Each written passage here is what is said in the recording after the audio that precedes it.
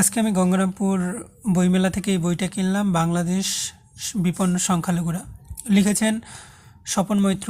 তো এই বইয়ের বিষয়বস্তু কী সেটা আমরা জানার চেষ্টা করব। এই বিষয় কী নিয়ে লেখা, এইখানে কি কি আছে, আমরা কি জানতে পারবো এই বই পড়ে, সেই সম্পর্কে একটা ধারণা নেওয়ার চেষ্টা করব। এইখানে আমরা সূচিপত্র যদি দেখি, সূচিপত্র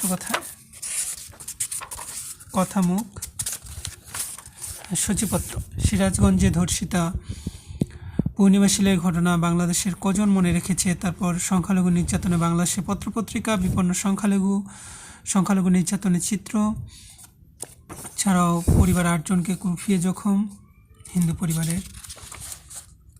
এই যে 30 বছরের মধ্যে হিন্দু শূন্য হয়ে যাচ্ছে বাংলাদেশ, দাবি অধ্যাপক ডক্টর আব্দুল বরকত। এটা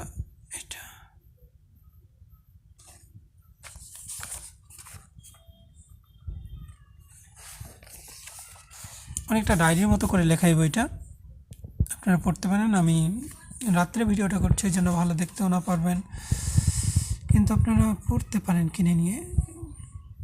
কোথায় পাবেন সেটা আমি জানি না, আপনাদের খুঁজে নিতে হবে। যদি আপনারা